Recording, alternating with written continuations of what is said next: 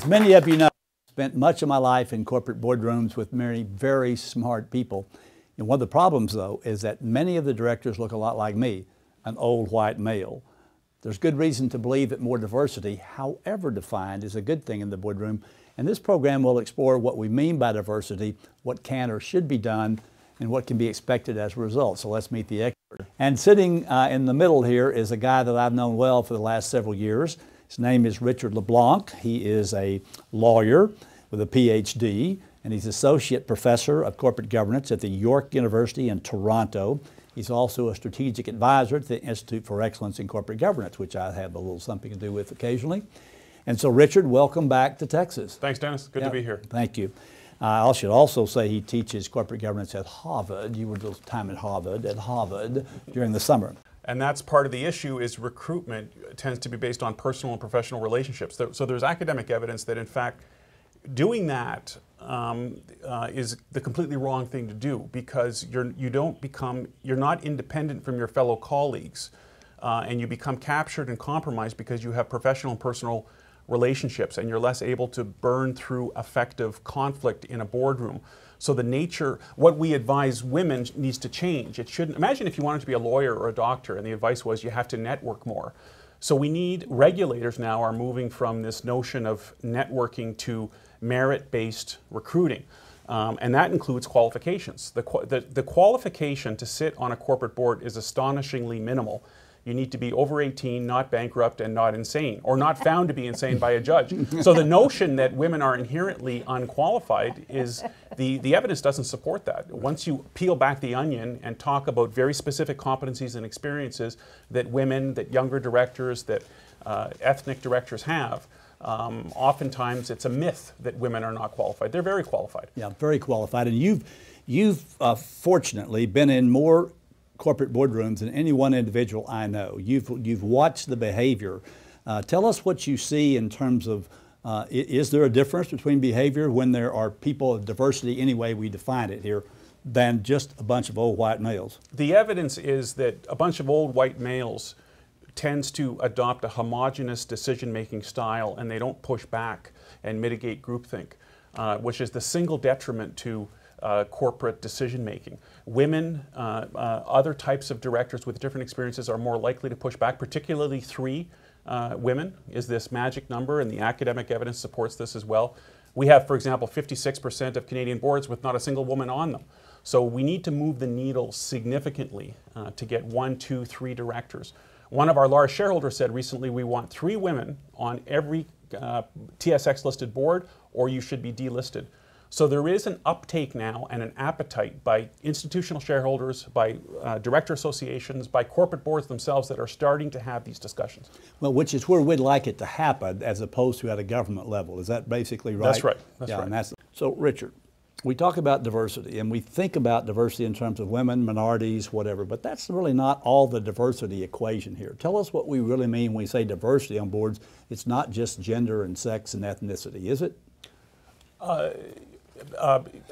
The difficulty is once you define it downward. I'll give you an example. I had a lawyer tell me the other day that his board of all white males was diverse because they had diversity of perspective, and he made what he thought was a compelling argument. We need to define, the first challenge for a board is, what is diversity? And you hit the nail on the head. Gender, ethnicity, and age tend to be the big, followed forth by geography, tend to be the big ticket items that boards are talking about. When you flip into diversity of skill, diversity of perspective, diversity of background, it can quickly diminish the robustness that a policy has. So diversity policies are being developed by forward-leading boards on how do we define diversity, what are our measurable objectives, what will work for our company, in our business, in our industry, because the industries are different. Retail is very different from mining. And really a board owned and thoughtful with leadership from the NACD on what does diversity mean and how are we going to go out and tap into this pool. That needs to be put into writing in the form of a diversity policy. And it's now the law in Canada, the US, in several countries for boards to do this, to craft their own diversity policy. What has happened is retirement age has been a proxy for effectiveness, and it's moved from 69, 70, 71, 72, 75. We now are having regulators that have realized this and are turning off the tap at 9 years. And they're saying in Asia, in the United Kingdom, in India, after 9 years, you're off the board. You're no longer independent. We need to renew. I've counseled out directors that have served on boards 10, 15, 20 years. In Texas, in a couple of my speeches, we had directors put up their hand. They've been on the board for over 50 years.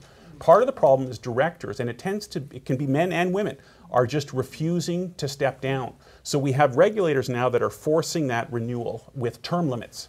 But Richard, you don't understand. Once I'm on the board, I mean, obviously it's not a lifetime appointment. No one else could do it as well. That's right. No, it's not. No one is irreplaceable, and we can't talk about the cradle without the grave. We need to get people off of the board in order to get people onto the board. One of the things that you talk about, Richard, so much is this group of effective directors and non-effective directors.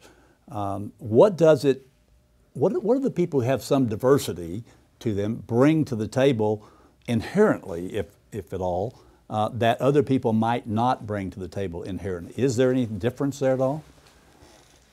There is research that women ask tougher questions because they're not compromised socially, politically, professionally inside the boardroom. So they will be the elephant in the room, and there's good research showing that because of the lack of connections to other directors, they're more likely to be critical. They will fire the CEO sooner. They'll ask really tough questions that are off limits. They'll ask the elephant in the room question. So regulators are looking at this empirical literature now, and they're saying they're using diversity as a weapon to renew boards and make them more competent and more responsive to their stakeholders. 80% of directors serve on one board, and the notion that you need board experience to serve on 2, 3, 4, 5 boards is not what it used to be. You can be overboarded and busy and less effective if you serve on multiple boards. At some point, to diversify, boards have to do two things. They have to make a leap of faith and bring someone on who they don't know personally, number one. And number two is they have to bring someone on to their first board. That needs a leap of faith, and that needs leadership from the governance and nominating committee. Mm-hmm. But getting people off the board before they die, you know, some of them die and they're still on the board. I mean, I'm talking about still in the chair. You know, I've seen people like that. But other than term limits, and we've got age and we've got evaluations. Give us a couple of points on both of those things. Evaluations are always better than term limits. Term limits have the law of unintended consequence. You could have someone who's non-performing after 2 or 3 years. You could have someone who is outstanding after 9 years. So where boards need to move is, and we'll talk about this tomorrow, is this notion of rigorous consequential peer evaluations as a renewal mechanism. Because that is associating performance with merit, as opposed to term limits or age, which are artificial. Right. That's wrong. You should not have diversity for diversity's sake. And if this woman or any other director is non-performing, they need to go, whether they're male, female, or other. Easy for you to say. You can go home to get your Canada. You know, easy for you to say. James.